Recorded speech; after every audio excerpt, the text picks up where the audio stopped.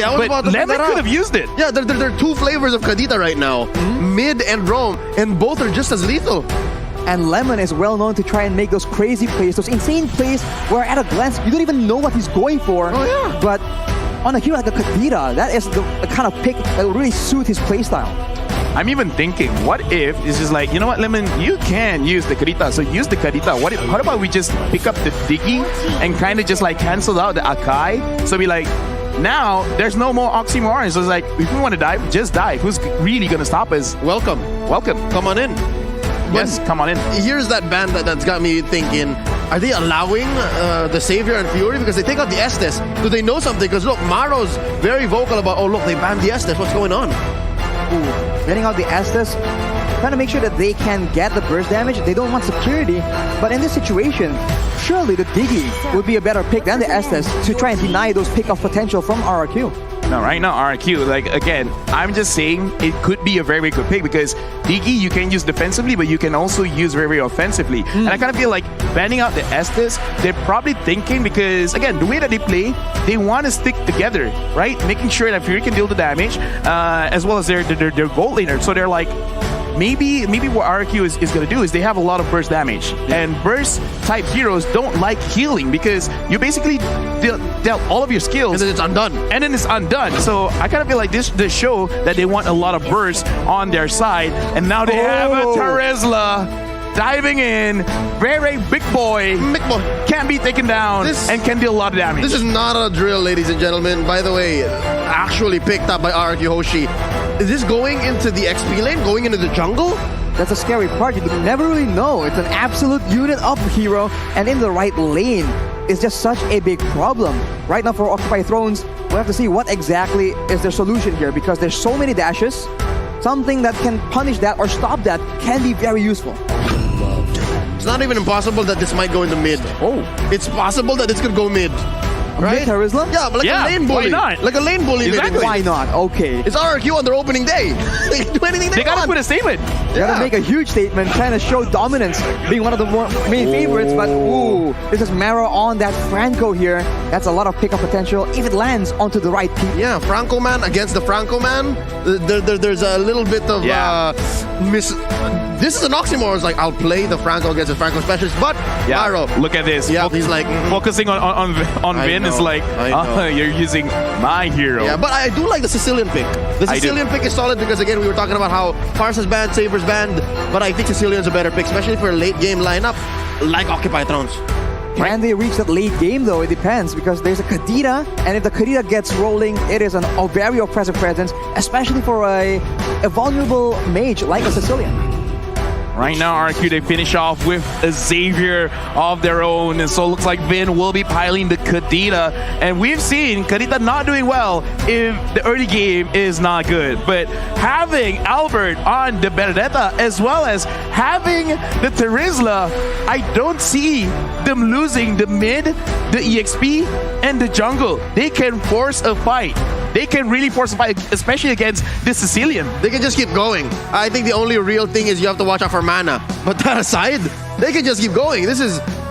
Wow. They answered the glue here by going, on and on. Fight forever. Well, Glue doesn't really do well moving backwards. It's always a very oppressive hero, provided that he is actually aggressing. So maybe RRQ just plan to fight fire with fire and bring the aggression to Occupy Thrones instead. Could this be the answer to the glue? Well, very surprising. We're about to find out because going into this first game, let's introduce again both teams from Jakarta, RRQ Hoshi going up against Occupy Thrones from Mina. It's an Egyptian and Saudi Arabian squad, and all eyes are on Maro. I promise you, the game changer here, especially come the mid to the late game, are those perfect hooks. It's gotta come from Maro. He's on that skin as well, so it's a very... Some people say it gives you a buff almost. You get better when you use this skin. We'll have to see if that is the case for this particular game.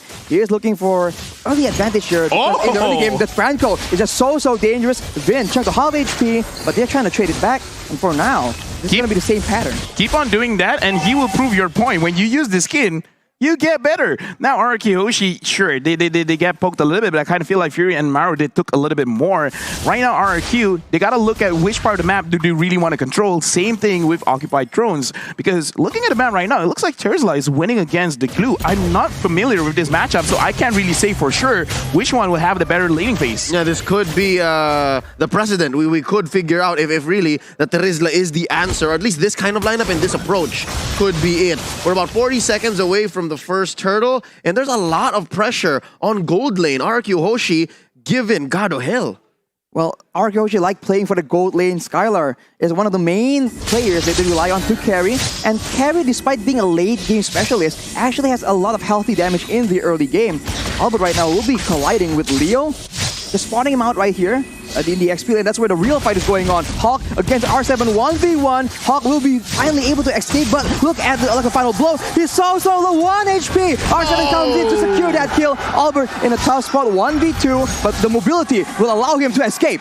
Wow! Not a single punish on the baby alien. He gets away with it. I mean, like, look at how they actually executed it, because they even like telegraphed, like, I will attack you, glue or no glue, you're gonna go down. And at least for right now, it looks like in terms of the laning phase, R7 is really controlling Hulk, making sure that he doesn't get ahead, and he has to be aware of that, because if he can't win the 1v1, it's gonna look bad whenever someone wants to come and trade. Vin comes to the Breath of the Ocean. The rough waves also takes Maro out. That will be the roamer, not available for the first turtle play. And RRQ, they're looking to straight away capitalize as Albert goes in. 1v1, dumps a lot of damage onto Leo. Let the final blow actually fails though. Hawk steals the turtle. Leo makes a play with a heavy spin, but that will be 4-0. Hawk is still just dueling 1v1 against R7, but that is that advantage. Like finding a needle in the haystack. I don't know exactly what triggered the damage from the glue that actually took down the turtle there, but hey, Occupied Thrones can walk away with what they can. That's a small victory. I kind of think like it might have been the slam, but either way, that we did not see that coming. And right now, Vin catches Maro, but looks like it's not that big of a problem just yet. Oh, the Bloody Hunt being used now. Vin being very low, taken out by Fury 77. Leo trying and get some more, and just these small pickoffs, the roamers. It looks like Occupied Thrones, they're not afraid to actually get fights here and there. And RRQ Hoshi, they're reading it. Gado almost got 1v1 by Skylar. Skylar feeling very, very confident up here. And Albert, he's putting so much pressure all across the map. It's like every single time the camera pans, Albert's there. He is playing the Demon Slayer Benedetta, but look at Skylar right here. 1v2. Heavy spin actually does not land onto him, but look at Iron cancel as well. What is going on? Skylar very, very low. He'll finally get taken out as we see Vin trying his best to try and equalize. It won't be available though, and that is one strike back from Occupied Thrones. Maybe 2 or 3 seconds too late. Vin came to the rescue. Skylar's flicker was on cooldown. And the main difference between Albert and Leo is the fact that Albert is more proactive. And folks, what you're hearing right now is a cheer within the stadium. It's a drum. I thought something fell. It's like boom, and it's like boom, boom, boom, boom, boom. It's like, okay. Are they dropping it over and over again? I love it. But that was a very interesting interaction between the Franco Iron Hook as well as the Hurricane Nance. Like, he pulled it back in and then pushing it away again. I kind of feel like it's something that they have to put into consideration whenever they continue an attack. Yeah, but the potential for it is huge, right? Like, it's massive displacement. Massive displacement, that's for sure. And now with RRQ just circling around this turtle, they're looking for a way to maybe capitalize on a fight at the same time. Vin already still very exposed though, and as an opposite, that is going to be the secure being taken by Leo. But look at that, they're actually going for R7 as well. They're looking for more advantages as Vin is also stuck in the turtle pit. He'll finally get taken out by Hawk. Actually, finally, that will be it. That is a disaster for RRQ. They lose 2 members and the turtle as well. Hulk smash! Dude, like right now, Occupied Thrones is actually getting a lot of work done because 100% turtle secure.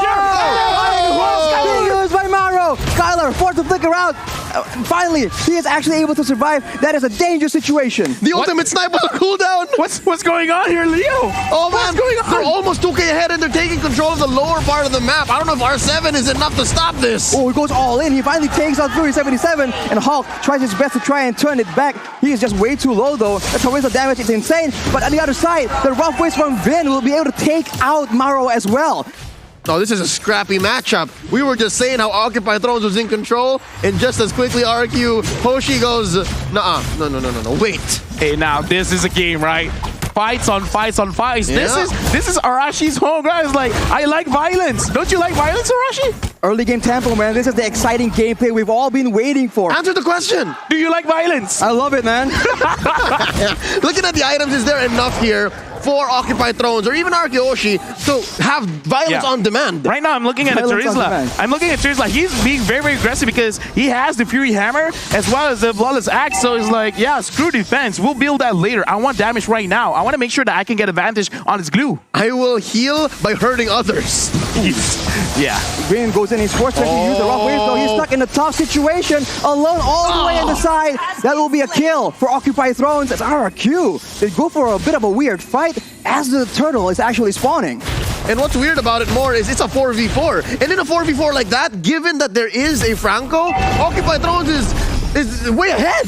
Yeah, right now, Occupy Thrones, it looks like they're starting to read what RRQ is all about. Albert taking a lot of damage, and I kind of feel like that's kind of what's happening towards the entire game, where he's everywhere, but everywhere he goes, he gets hurt. And Gato just finished his Berserker Fury, and for Leslie, that is a huge power spike. Ooh, Albert goes in with the upper final blow, trying to make sure he secures that turtle. It will not be secured. It's taken by Leo yet again. He will pay the price for it, though, as Hulk just zones everybody away. Look at that! Maro being used by Maro. Skylar in a tough situation, but he's still alive! He's still alive and doing a lot of damage for RRQ. And he is actually forced to back away, but RRQ, they clap back from that play. So close. There could have been more that Occupy Thrones done with that kind of engagement. I had my eyes on Maro, and he had his eyes on Skylar, and it was so close, he could have taken down RRQ's gold laner. My eyes were everywhere because that was a fight, and right now it really looks like, you know what, glue has to be perma-banned, man, because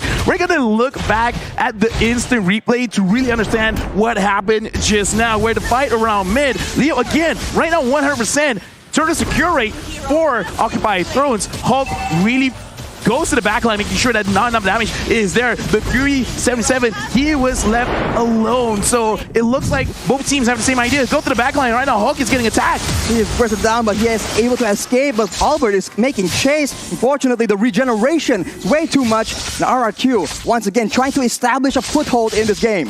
Given what's happening here in this about 8-minute, 30-second game, this is very characteristic of Occupy Thrones. It's not clear that they're winning, but the fact that Leo is sacrificing himself for the major objective is making a difference. That is a pickup, but R7 now is the next target. He's trying to stand his ground. Play, but no, it won't be enough as Vin now is the one caught in a tough situation. Skylar tries to just deal a lot of damage as Lemon makes a play, but the hook lands onto him. It won't amount to anything as Leo finally gets taken out.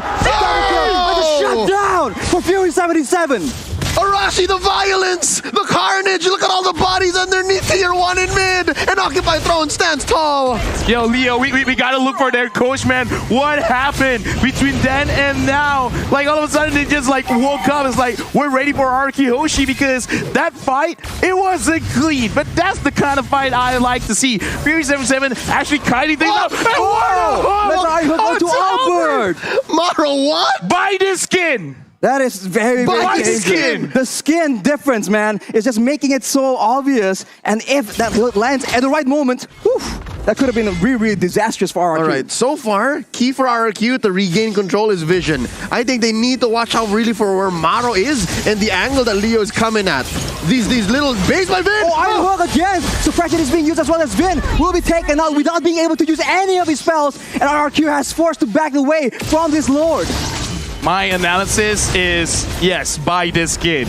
Like, legit, because Maro is doing a lot for the team. Hulk goes on to Albert, and Albert, right now, he's having a tough time to actually get in range to the Lord R7 at the front. And right now, Hulk is doing 1v3. Hulk is zoning everyone away from the Lord. That'll be a shutdown picked up by Skylar, but the Lord is secured by Leo and RRQ. They are powerless to change the outcome of the fight. Look at the hook again! What? R7 alone! Fury pops the ultimate as well. And now, you can see Albert goes in to try and help out, do something more as Leo follows up. Vin late to the party yet again. It won't be enough as Leo just taken very, very low. But look at the dawning light, finally trading back a kill for RRQ. It's scrappy, it's dirty, but boy, oh boy, does Occupy Thrones appreciate this kind of gameplay. They're 2K ahead. I'd say this Lord was worth it despite the trades. And look at this. I think this is where they need to be. This is where they want to be. They have Gado safe, far away from trouble. Right now, looking at the players' goal, Fury 77 as well as Lemon. 1,000 gold difference between both mid laners. So right now, Lemon has to find a way to get a little bit more gold onto his hand so that he has extra damage going on to the side of Occupy. Because again, the Dawning Light secured the kill. Perfect, amazing. But right now, they need a little bit more DPS because Skylar can deal the damage. But every single time he goes in front, he has to be careful because with Maro hitting all these hooks, that's crazy. Being used by Occupy Thrones, though, looking for an opportunity. Albert goes in to clear the Lord, but look at the side lanes. Leo already pushing Vin away. He's suppressed as well. That's all the damage. But look at the combo traded back. Maro gets taken out. Voltormer's down as Skylar jumps in forward aggressively. Albert as well. Chucked down. And look at the HP. 1 for Leo. One, Grandma. 1. But look at down bottom. All was worth it because Hulk was pushing away at tier 2. No. Albert, baby alien. No. Baby alien. He's going to be covered by R7. That is a very, very close situation. But Albert makes it out alive. All right, so one thing is clear. Once Occupy Thrones sees Vin, they are not pulling any punches. I think that's one big problem that a Kadita Rome has. This is what I want to see, confidence and trusting your shot caller. Like whoever's in front is like, yeah, let's go for this target. Right or wrong, as long as you act on it, you will get results. Make it right. Make it right. I like what they're doing right now. They're not being scared. They're not trying to run away. They're trying to fight back. And now with a 2.4k gold lead, and it looks like Gado as well as Fury 77, they're doing a lot of damage. Skylar, because he flickered to the front trying to get the kills, it shows desperation. He still has to be careful, but this does show that RRQ, they're feeling the heat from Occupy Thrones. Occupy are the ones going for the purple buff right now. Leo with the heavy spin as well. R7 is forced to flicker out. Skylar, chunk very low as Hawk goes in, but look at the again! That is a huge play from Maro. Hawk escapes with his life in the midst of that situation. No one is taken out just yet. Oh wow, they're scrambling each other. They're scrambling each other. You see the composure of RRQ Hoshi here. That could have been lethal. And again, they are down maybe one major core item, but they knew that this was not the fight to take. And I think Occupy Thrones also just had to think twice, like, no, don't. I just like that right now, Occupy Thrones, they're really running very, very fast because in that previous fight, they were able to dodge the Dawning Light. And now, Occupy Thrones, they're starting the Lord. RRQ, how will you respond? Vin gets spotted by the snipe. Maro makes for play, but it doesn't land. That's a flicker down for the Franco and RRQ. Look at that opportunity. They see an opportunity to just capitalize as Hulk goes in alone. He gets bursted down though. That is not good at all. No front line for the side of Occupy Thrones as RRQ push them away. Maro and Leo tries to get a pickoff, tries to get something. The steal, can it happen yet again? It won't be available. It's being used by but look at that. That is a mega kill picked up by Fury 77, but Skylar will be picking up a kill as well. The fight is not over, and OT, they're trying their best, but the one securing the Lord is going to be Skylar. It's still a 2-4-3, but that was a bloody endeavor from both teams. They served them all up to the GOAT. Lemon just had them all set up, lined up, and swing. Oh my lord. RRQ Hoshi now back in control, scoring that Lord. That's a luminous Lord. Yeah, right now, Skylar is putting on his big boy pants because look at the items. Right now, it's very scary. Demon Heart Sword, Scorching Scythe, Golden Staff, as well as the Endless Battle. He has a lot of heal. He has a lot of true damage. So Hulk, he has to be careful of that because he went in alone. That's not the best thing that you can do. Someone is not listening to the shot call because that was not coordinated well. Yep. So also, something to point out, he's not picking up the usual Windtalker because again, Leslie is not one. Skylar gets hooked out, but it won't be his death. R7 comes in to zone everyone away, and RRQ stabilized. They have a lot of damage done on the top turret. Maro is lethal right now. That is dangerous. Watch out. Still could be a game changer despite RRQ being ahead.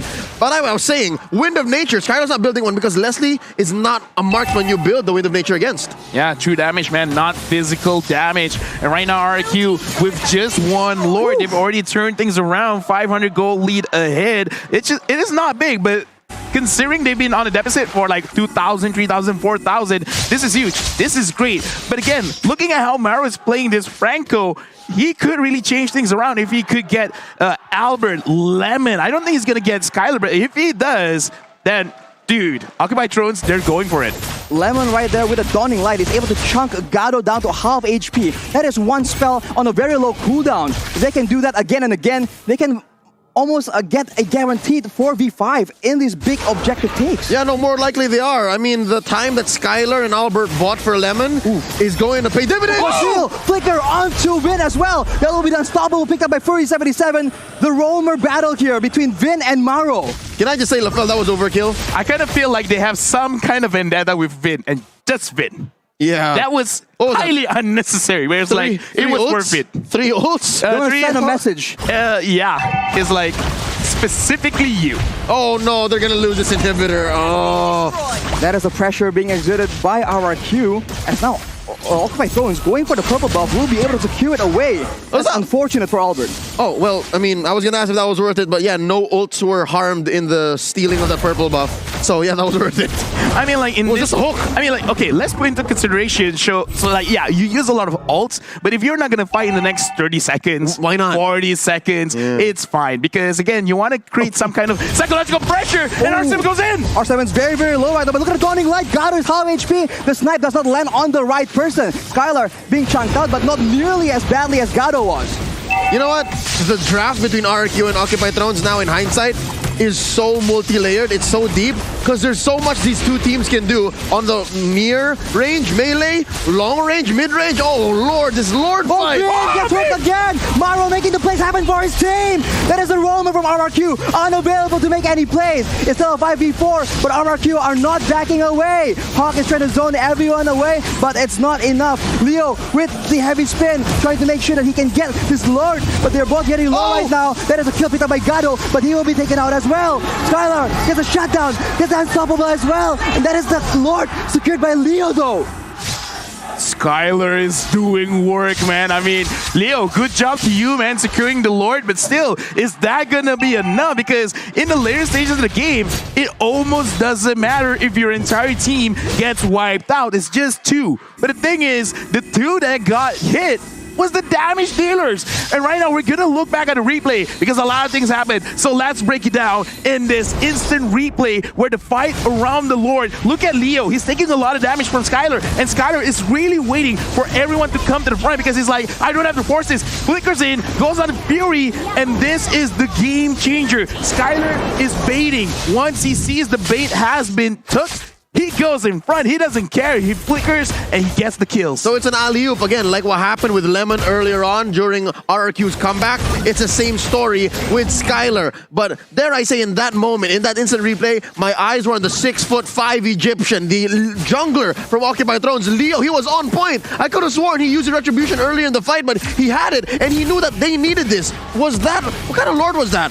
Oh, that was just a... Was it a Evolve Lord? Yeah, Luminous Lord. And look at Ghost Gaming, even he's like very hyped for this game. Of course! Yeah, Ghost is like, let's go, let's go, let's go! He's a one-man cheering squad. He's up against the whole kingdom of RRQ, but Maro I don't like here, his odds. All the hopes of Occupy Thrones are on Maro right now. He is the man that they rely on, and along with that, Leo with the Retribution, man. It's been so solid so far. So we're about a minute and a half until that next Lord. You think we're gonna get there? You think we're gonna have to wait for this, or is somebody gonna pull the trigger? I kind of feel like we have to, and this is a situation where Occupy Thrones, if they can set it up, then it's gonna be great because Maro's hooks has been so good. So if he can if he can hook someone around the Lord, they could create a very good situation because, in my personal opinion, don't focus on the Lord, focus on the kills, man. All right, so they turn on heroes. It's so dangerous right now because both teams can scout right here. Lemon with the Dawning Light and Gado with the snipes right here. That is exposing everyone and allowing Vin and Maro to attempt that play. Unfortunately for Occupy Thrones, the Franco engage is just so much more dynamic. It's so good. Look at Albert. I think this is the one game changer. Leo has to always be with his team to make that play. And again, that's what I'm saying about Albert since about minute 3 or 4.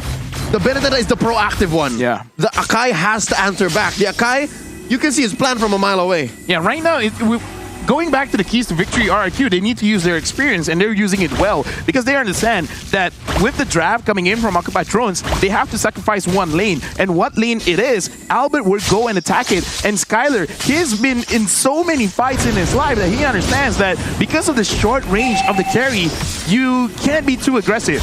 But the moment he sees certain skills have been used, then I'm gonna go. If you catch me, catch me. But I will die, and I will bring most of you with me. Yeah. And look, now they've started. RRQ Hoshi made the call. Ooh, Iron Hook does not land right here, so RRQ, they have a lot of options to play around with.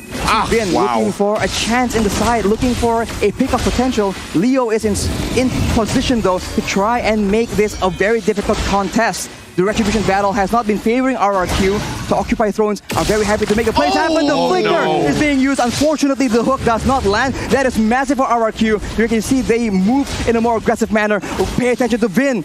Look at him. He's trying to make sure he gets the right play at the right time. They see him, though. Conceal is being used, but he's suppressed. He cannot make the play happen. That is him taken out of the equation. And now Occupy Thrones have the chance. Leo goes in, but the Immortal has been popped. But Skylar is doing way too much damage. Lemon takes him out, but the Lord is taken by Albert. Fortunately for RRQ, one man down from both these teams, but that is very, very valuable for RRQ right now. Lafel, you said it right. At the end of the day, whoever turned on heroes first and whoever makes that call will win the fights. And RRQ Hoshi, they did just that. They baited out the ults first, and then eventually, yeah, you can separate Skylar from us, but the call is still there. I actually like treating Vin there because he gave vision. He gave enough damage to Gato because if you look at his playstyle, if his HP is below 50%, he will not commit. And because Gato was not in like 2/3 of the fight just now around the turtle pit, around the Lord pit, RRQ Hoshi really took that advantage. Like, yeah, kill Leo, get the Lord, get Prophet, and right now, can they actually survive with RRQ here pushing with this evolved Lord? RRQ trying to make sure that the waves are on point right here. The Lord is on the top side, so RRQ can do a bit of a split push in the situation. They need to be careful, though. At any moment, Maro can make the play happen. His flicker is not available, unfortunately. But look at R7 making the plays happen, initiating for his team. Skylar is dishing out damage upon damage as the Lord is distracting everyone else. In the back line, that is going to be suppression being used on R7, but it won't be enough. Both teams just going all in all with the trunches coming out again and again. The Skylar will save Vin, but Skylar is still devastating, doing all the damage possible. Hawk is alone. He won't be able to save this game for his team. RRQ, they reign supreme. Big congratulations to RRQ Hoshi. But what a match! What a game! The debut of the King of Kings here, going up against Occupied Thrones. It went all the way, and what an amazing showing by both teams. For a good 10 to 15 minutes, Bali United Stadium was very quiet. But I'm glad now with the victory of RRQ Hoshi, it seems like all is well. But let's not take away from Occupied Thrones. They got the Sang Raja into a corner and kept them there for quite a while. What an effort. The prodigy, the youngest player on the team, Maro on that Franco. He is just crazy. At any moment, he just makes the play happen so decisively as well. There's no hesitation at all in his movements. Oh, yeah, no. Gus Gaiman, there's more. Occupied Thrones can show more. You watch out, you wait for my team. We're not going home today. The knockout stage is where we're going to show up, and I do believe him.